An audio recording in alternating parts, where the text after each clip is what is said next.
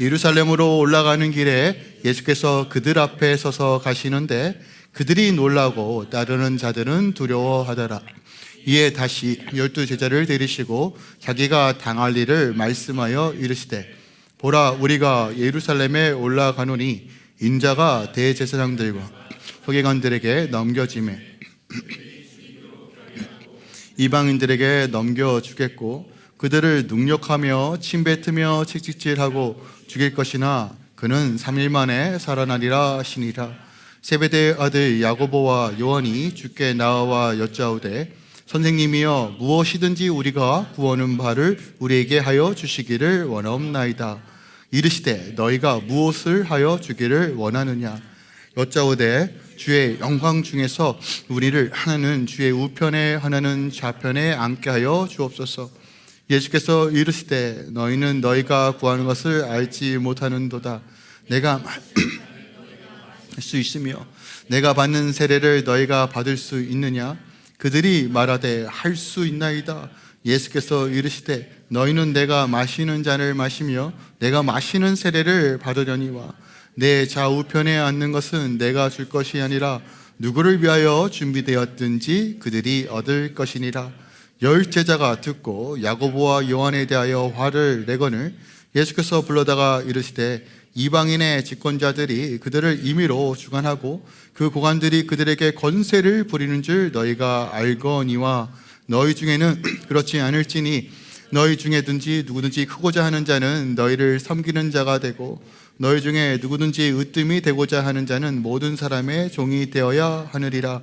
인자가 온 것은 섬김을 받으려 함이 아니라 도리어 섬기려 하고 자기 목숨을 많은 사람의 대속물로 주려 함이니라. 아멘. 하나님의 말씀입니다. 환절기라 목이 조금 거시게 해요. 이해하시고. 오늘 제목을 제가 참된 영광의 길, 그리고 예수님의 부르심과 제자들의 오해라는 제목으로 지었어요. 참된 영광의 길. 영광이라는 이 단어, 굉장히 익숙하면서도 좀 생소하죠. 영광이 뭘까요? 영광. 우리 뭐 영광할래 뭐 이렇게 우리가 이제 예배 시간에 자주 사용하는 단어이기도 한데, 영광. 세상 사람들이 또한 우리가 인식하는 영광은 딱 이 정도 수준에 머무르는 것 같아요. 뭐냐면 어떤 성공을 이루고 어떤 정상에 위치했을 때 영광을 얻을 수 있다, 혹은 영광을 드러낼 수 있다라는 인식이 굉장히 강한 것 같습니다. 우리가 이해하는 영광은 보통 이런 영역인 것 같아요. 뭔가 높은 자리에 가고 남들보다 더 탁월한 업적을 세우고, 어떻게 보면 더 높은 곳에서 누군가의 인정과 박수와 그리고 찬사를 받는 그 순간을 영광이라고 생각한다는 것이에요.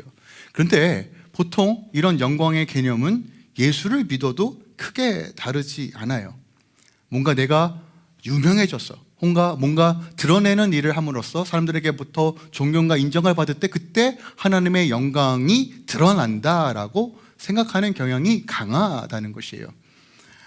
물론 저는 하나님께서 영광 받으시는 일이 꼭 그런 방식으로도 이루어질 수 있다라고 생각이 듭니다. 한 예로, 아시겠지만 저도 소실적에 조금 좀 유명해지려고 음악도 공부하고 이렇게 세상 깊은 곳에서 놀기도 했지만, 그 연예인들이 이제 수상소감할 때 보통 이제 하나님께 영광을 돌립니다라는 고백을 하잖아요. 저는 예전보다 지금이 훨씬 더 어려운 시대에 좀 살고 있다고 생각해요.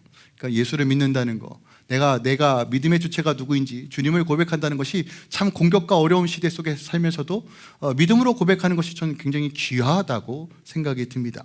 저는 그들의 고백을 좀 폄할 생각은 없어요. 그럼에도 불구하고 오늘 말씀을 묵상하다 보면 예수님께서 제시하시는 영광의 길은 조금 세상이 바라보는 관점과 다르다는 것을 우리가 좀 발견할 수 있습니다. 우리가 그리스도인으로서 주의 영광을 드러내는 삶이 무엇일까? 오늘 예수님은 그 영광의 길을, 그 거룩한 질서 안에서 낮아지고 섬김과 희생과 헌신과 사랑의 길이 바로 참된 영광의 길이다라고 우리에게 가르쳐주고 있다는 것이에요. 그리고 또한 이것이 교회의 부르심이며, 이것이 깨어진 이 세상 가운데 회복된, 성취된 하나님의 나라를 흘려보내고 제시할 수 있는 방식이라고 우리에게 가르쳐주고 있다는 것이에요. 자, 그렇다면 우리가 좀 예시가 필요합니다.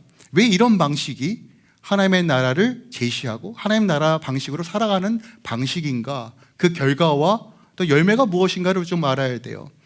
대표적으로 한국교회에서 굉장히 존경받는 목사님 중에 하나가 저는 송양원 목사님이라고 생각합니다. 사랑의 원자탄이라고도 굉장히 유명하죠. 1948년대 여수반란 사건 때 목사님의 두 아들을 잃습니다. 그때 어떤 반란에 감담했던 한 청년 안재선이라는 사람에 의해서 총살로 그만 죽고 말았죠. 자식을 한꺼번에 둘로 잃어버렸다는 그 아버지의 심령.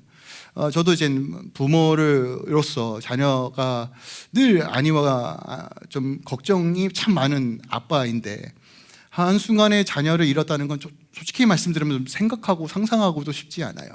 하지만 이 사건이 굉장히 중요한 건 뭐냐면 이 목사님이 그 자녀를 죽였던 이 사람을 자기 아들로 입양하고 용서하고 결국 이제 목회자로 세우죠. 아들의 장례식에서 되게 유명한데 영광일세 영광일세 내가 누릴 영광일세 찬송가를 힘차게 부르고, 또한 자신이 가지고 있던 그 당시 1만 원, 그 당시 1만 원은 지금으로 얼마 정도 할까요? 꽤 큰 금액이라고 좀 생각이 드는데 그것도 이제 하나님 감사하다라고, 순교에 감사하다라고 감사한금도 드리고, 여러분 어떻게 보면 우리가 상식적으로 도저히 이해가 되지 않는 행동이에요. 그죠? 자기 아들을 죽인 그 사람을 살리기 위해 정말 구명도 하고, 또 자녀로 양자를 삼고, 또 목회자를 세우고 교회를 세워가는 일, 가장 손해보는 일이에요. 그죠? 납득이 되지 않는 일이지만 결국 그 거룩한 열매들이 현재 한국교회의 뿌리와 근간이 된다라고 생각이 듭니다. 오늘 예수님께서 제시하신 길도 저는 같은 원리로서 우리가 바라봐야 한다고 생각합니다. 예수님께서 제자들을 부르시고 참된 영광의 길이 무엇인지를 가르쳐 주세요. 근데 제자들은 여전히 못 알아듣고 있습니다. 아니, 오해하고 있다는 거예요.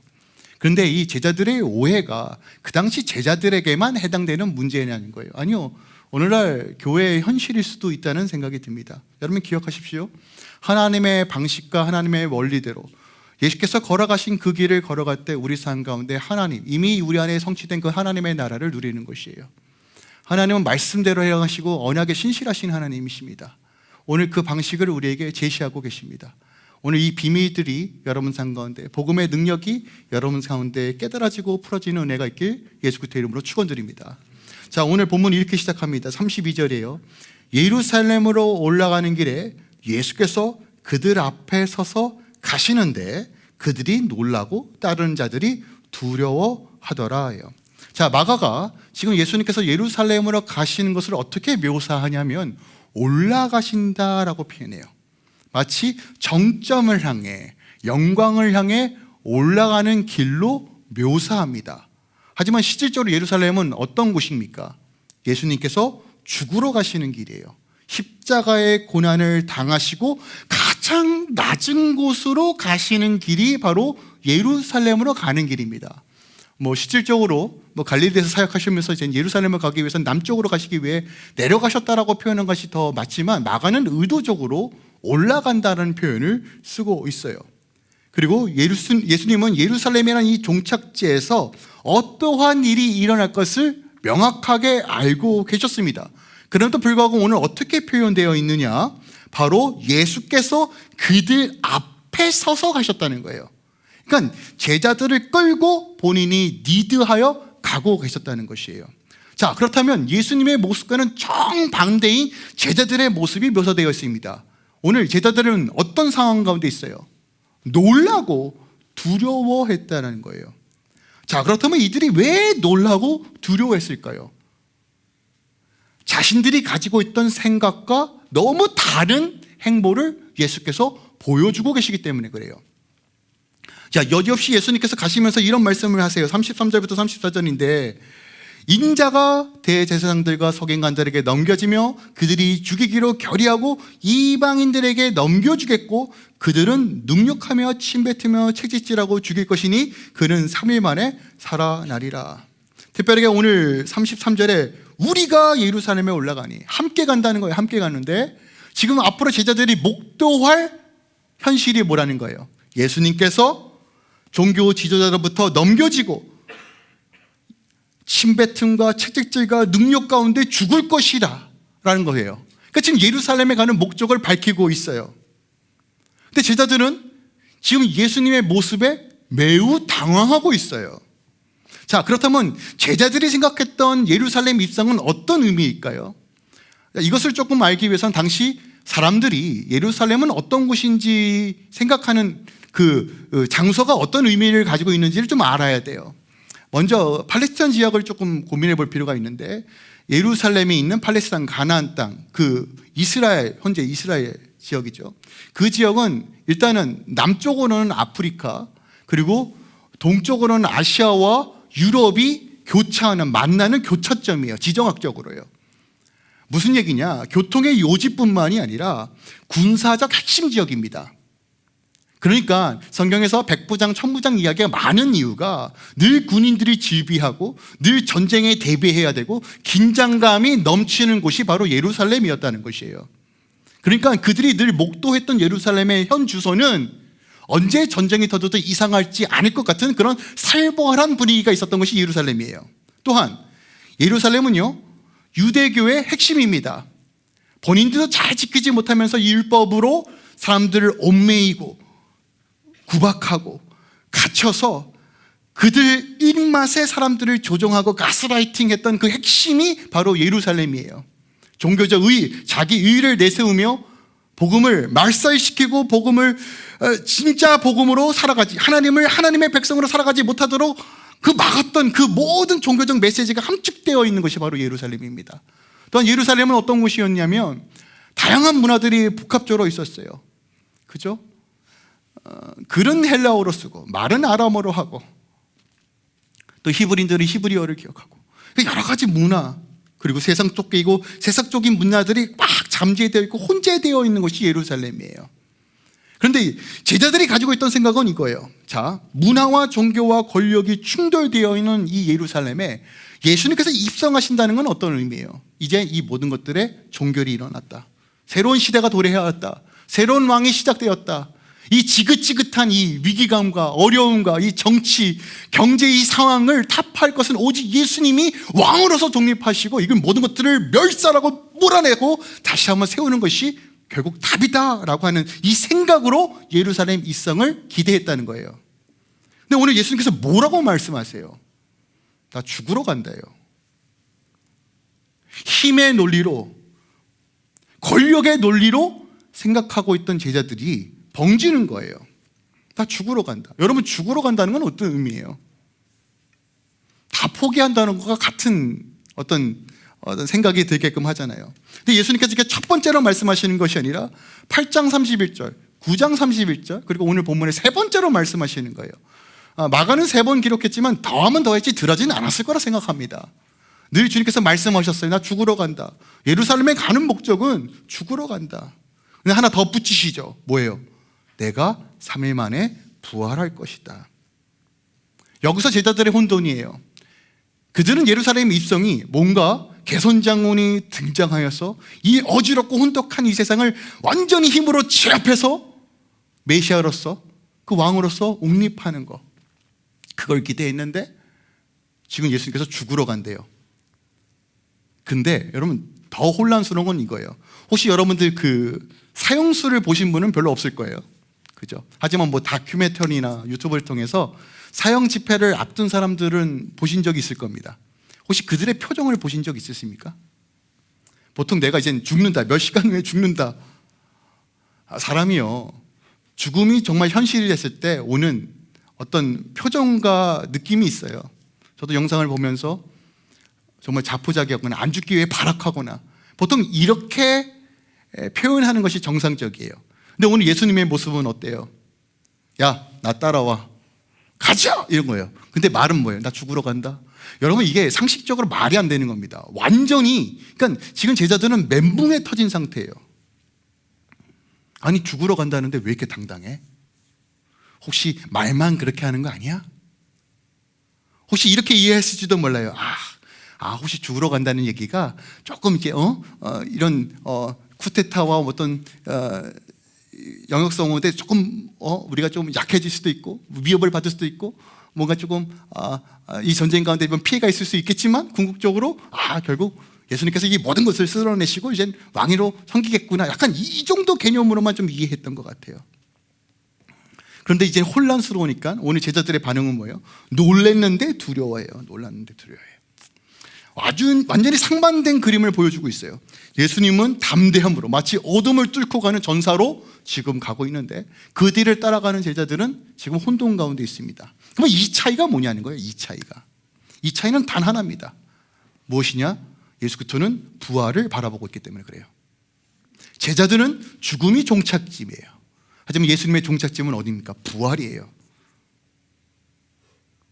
이게 제자들은 여전히 두려워하고 여전히 걱정하고 여전히 놀라고 그 가운데서 벗어날 수 없는 이유 중에 하나라는 것이에요.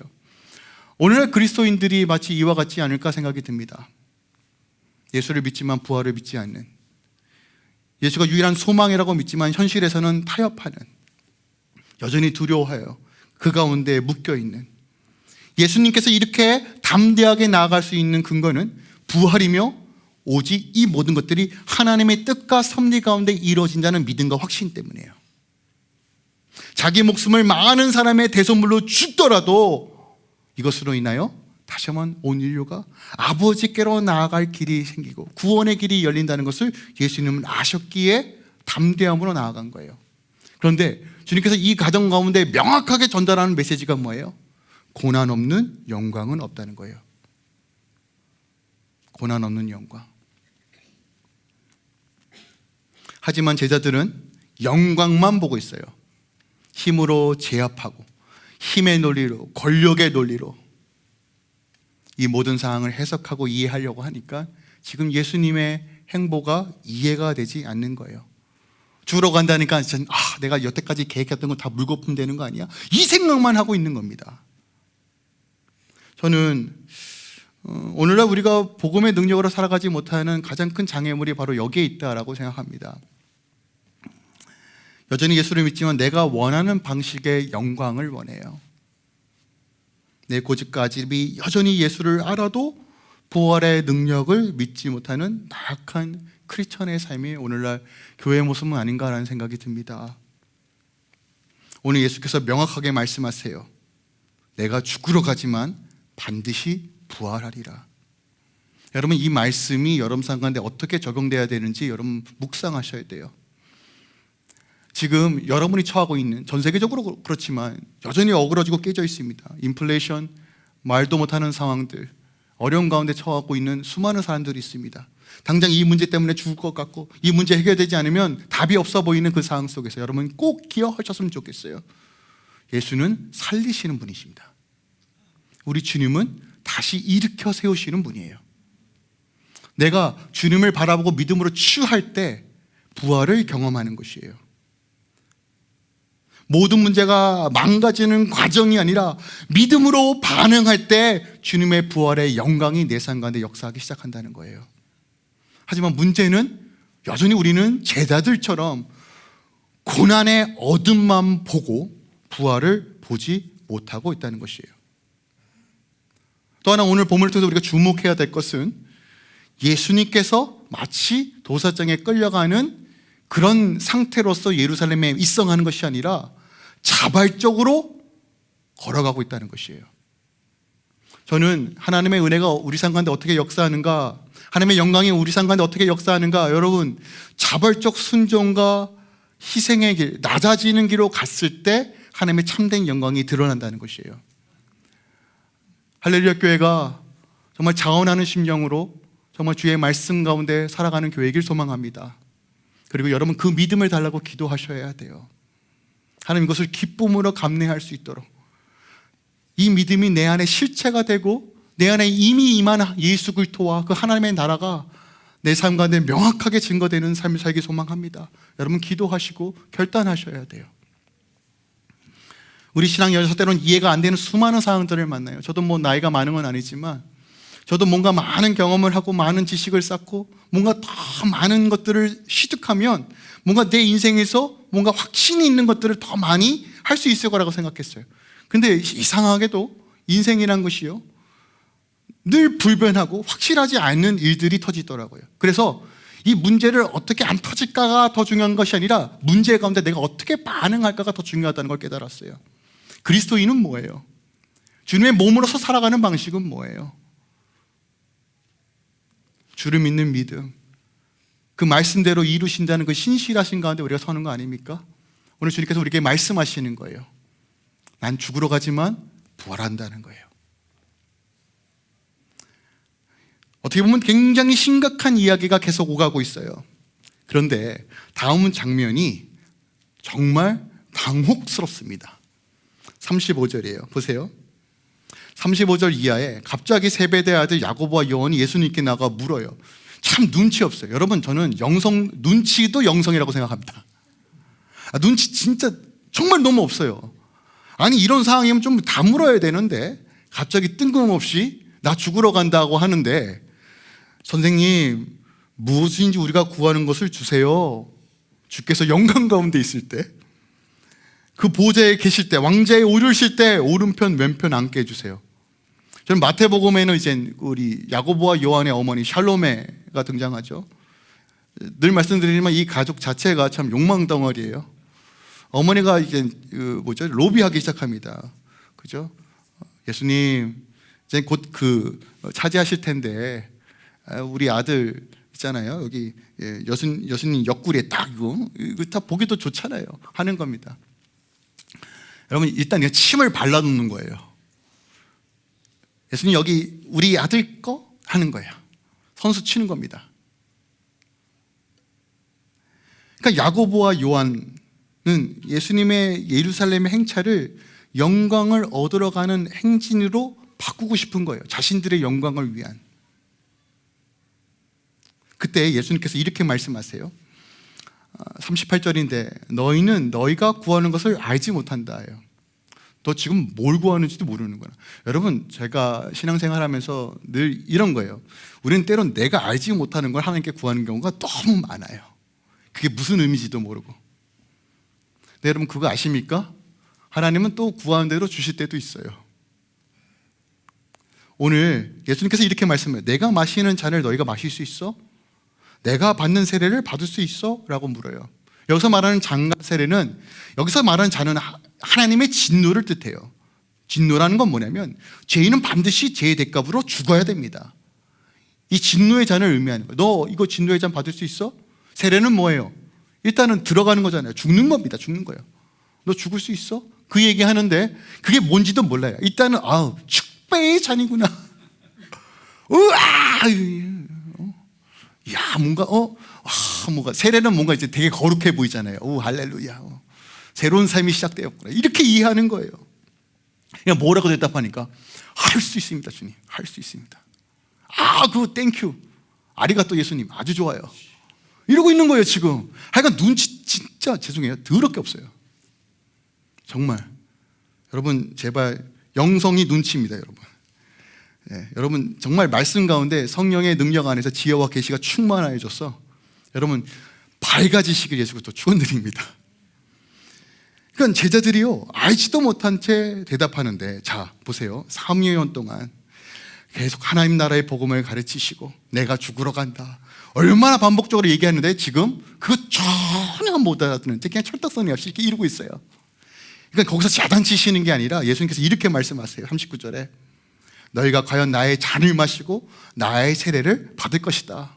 무슨 얘기예요? 그러니까 야고보와 요한의 입장에서는 야 드디어 그래 어필해야 돼. 계속 그래 어필, 권력은 잘 붙어 있어야 돼. 그렇게 하소연한 거예요. 예수님 드디어 우리의 응답하셨다. 우리 요구에 응답하셨다라는 것이에요. 근데 실제로 훗날 이 말대로 이루어져요. 야고보는 여러분 초대교회 최초의 순교자가 됩니다. 요한은요 가는 거 길게 살아요. 자연사합니다. 전승에 의하면. 에베소에서요. 거진 모든 핍박과 어려움, 심지어 모든 그리스도인들이 순교하고 교회가 무너지는 그 현장 속에서도 요한계시록을 기록하고 하나님의 영광을 보면서 끝까지 견디다가 결국 하나님 품으로 가요. 모든 잔을 마시고 모든 수고를 감내하고 하나님 품으로 갑니다. 오늘 예수님께서 오늘 죽어야 사는 인생, 복음의 비밀을 말씀하시지만 여전히 이들은 못 알아들어요. 왜 못 알아듣습니까? 자신들이 가지고 있던 영광의 개념, 자신의 욕망을 따라 살아가는 방식이 결국 복음대로 살아가지 못하도록 막고 있음을 보게 됩니다. 결국 예수님께서 말씀하시는 좌편과 우편은 무엇을 의미할까요? 1차적으로 예수님 돌아가실 때, 십자가에 달려 죽으실 때 좌우편에 누가 있었어요? 강도 있었잖아요. 아무도 그것을 예표한다고 생각해요. 결국 죽음이에요. 메시아의 왕자가 아니라 십자가 위에 죽는 자리를 말씀하셨어요. 하지만 이것이 참된 왕으로서 이 땅에 오신 모습이라고 우리에게 가르쳐주고 있습니다. 하지만 제자들의 관심은 오직 영광, 성공, 성취, 더 많은 것들을 누리길 원하는 것. 하지만 주님의 관심은 오직 고난과 낮아짐이었다는 것이에요. 여러분, 이걸 꼭 마음속에 새겼으면 좋겠어요. 회개 없는 구원은 없어요. 다시 말씀드립니다. 회개 없는 구원 없어요. 고난 없는 영광 없습니다. 죽음 없는 부활 없어요. 여러분, 이 정확한 복음의 원리를 반드시 묵상하시고 기억하셔야 돼요. 요령 없습니다. 대가 지불해야 돼요.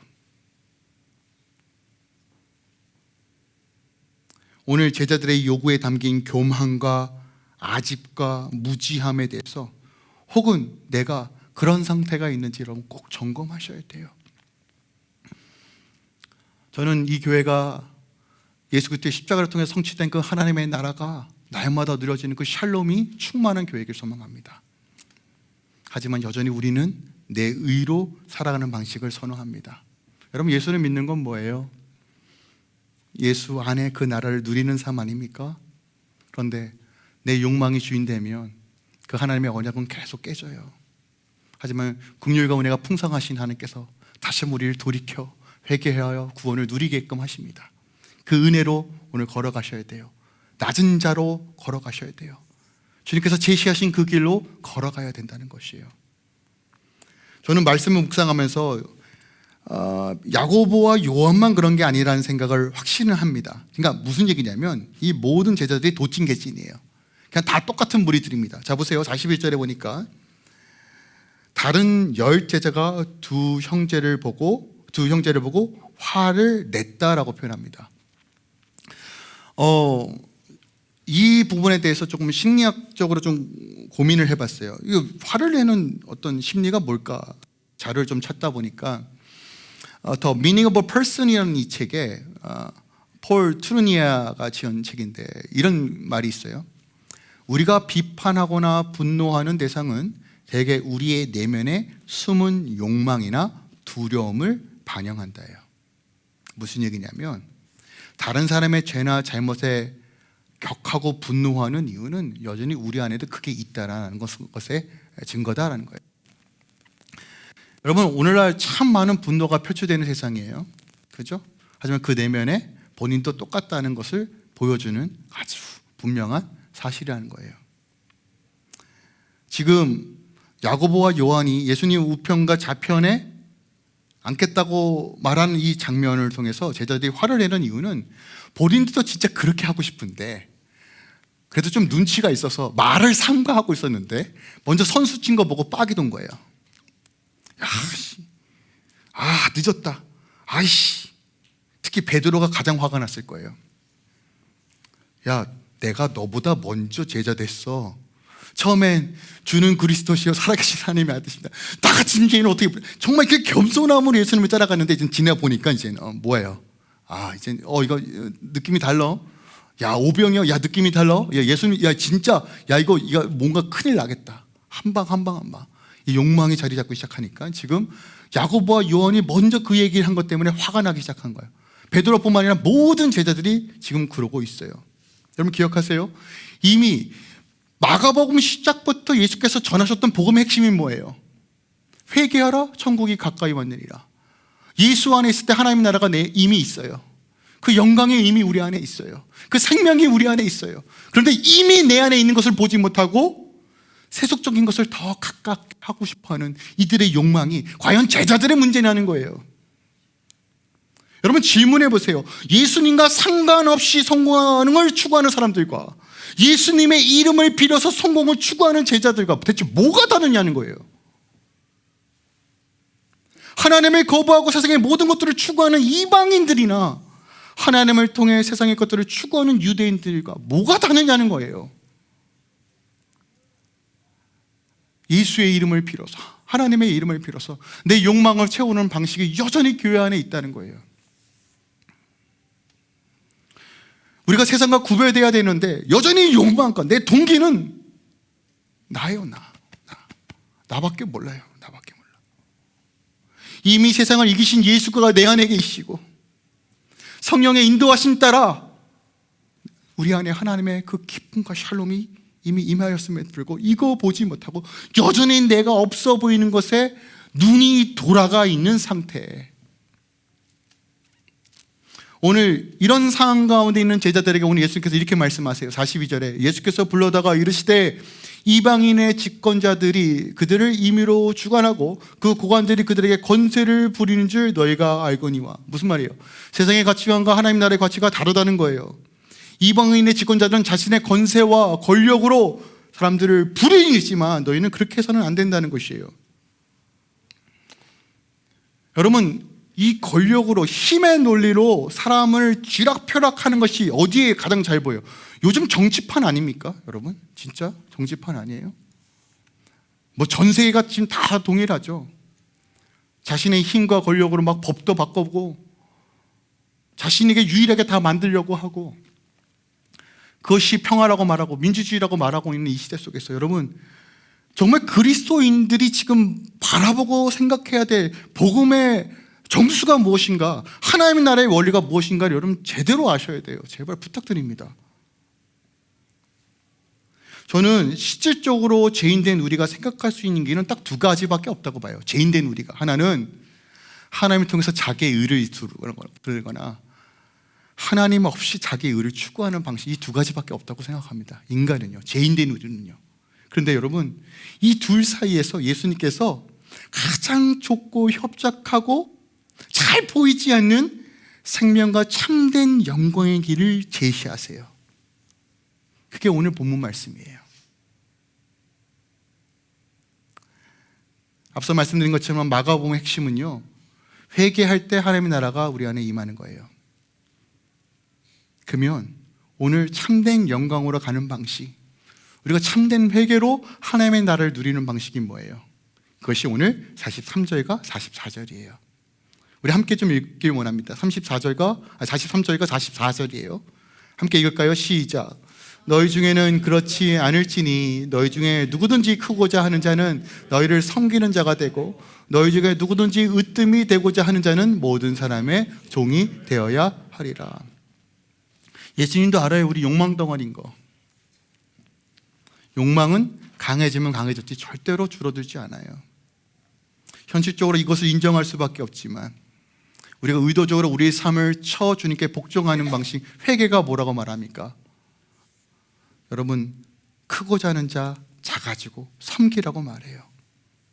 서로에게 종이 되라고 말해요. 피차 복종하라고 말해요. 부부 사이든 여러분의 직장과 사업하건 여러분의 학업 가운데든 예수께서 다스리시는 나라, 하나님 나라의 비밀은 바로 이렇게 낮아지는 자에게 임한다는 것이에요. 여러분들 이 말을 오해하시면 안 돼요. 도덕과 윤리적 관점에서 이걸 보시면 안 됩니다. 이건 우리보다 더 높은 수준이에요. 여러분 무조건 가난하게 살고 지고 살고 착하게 살라는 얘기가 아닙니다. 이 얘기는 여러분의 삶의 중심이 여러분의 의를 추구하는 여러분이 주인된 삶이 아니라 우리 주 예수 그리스도께서 주인되는 삶으로 바꾸라는 거예요. 끊임없이요.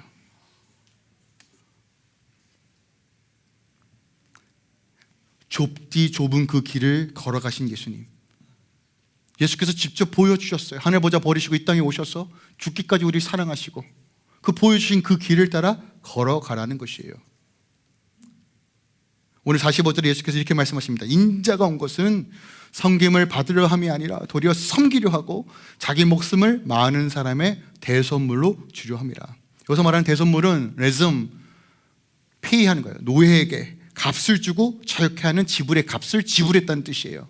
그거 지불하러 이 땅에 오셨다는 거예요. 죄의 값을 지불하시기 위해 이 땅에 오셨다는 거예요. 우리 살리기 위해서 가장 낮은 자리를 선택하여서 겸손의 왕으로 오셨다는 것이에요. 그게 그리스도인의 삶이라고 우리에게 말씀하고 계세요. 그리고 말씀하세요. 나를 따르라. 너희를 부인하고 자기 십자가를 지고 주님을 따라가라고 우리에게 요청하고 계세요. 교회 부르심이 뭐예요? 주님의 몸으로서 살아가는 방식이 뭐예요? 하나님의 복을 누리는 방식이 뭐냐는 거예요. 세상에 바라는 영광을 따라 살아가는 거? 뭔가 잘 되면 하나님의 복이고 안 되면 하나님께 저주받은 거니까? 여러분, 그런 관점으로 해석하시면 안 된다고요. 여러분, 그 어디나 하나님의 나라의 비밀은요, 그가 주인된 삶을 따라, 부르심을 따라 걸어가는 것이에요. 오늘 이 말씀이 우리에게 굉장히 큰 도전을 줍니다. 우리가 조금 신앙이 있으면 뭔가 인정받고 싶고 대우받고 싶어요. 목사도 똑같아요. 그런데 우리가 철저하게, 여러분, 우리의 모델은 예수님이에요. 예수님. 이게 하나님 나라의 원리예요. 신난의 경륜, 뭐 내가 얼마나 선교했어, 얼마나 헌금했어, 귀해요. 정말 귀합니다. 여러분, 마음이 없는데 어떻게 그걸 합니까? 그런데 우리는 태생적으로 권력을 원한다고요. 우리는요. 저는 우리 인생에서 두 가지 길이 있다고 생각합니다. 크게요.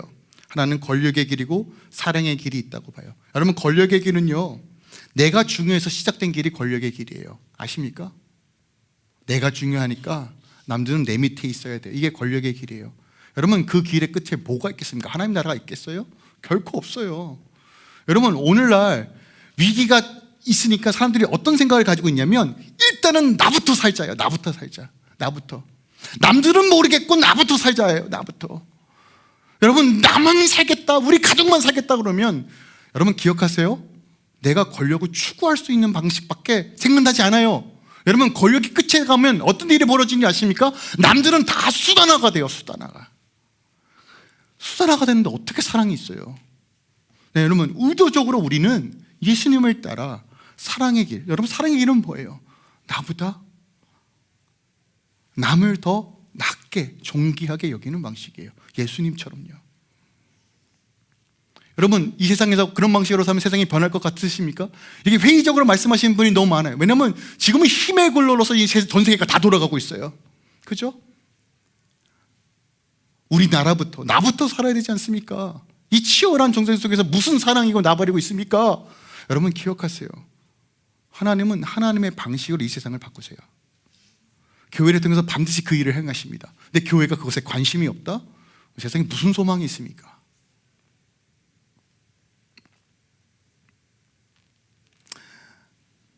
오늘 우리가 말씀을 정리하면서 여러분 꼭 하나 기억하셨으면 좋겠어요. 낮아지는 길, 겸손한 길로 가는 길, 예수님 따라가는 길, 우리 다 알고 있는 사실이에요. 근데 여러분, 이거 해보신 분은 아시지만 돼요, 안 돼요? 야, 기가 막히게 안 돼요. 기가 막히게 안 돼요. 그럼 어떻게 해야 할까요? 이거 하라는 말이에요? 하지 말라는 얘기예요. 근데 여러분, 할 수 있는 유일한 방식은 예수 그리스도의 영이신 성령 안에서만 가능해요. 그래서 여러분 기억하세요. 사도행전 1장 8절에 오직 성령이 너에게 임하시면 너희가 권능을 받고 증인된다고 해요. 증인. 여러분, 증인이 뭐예요?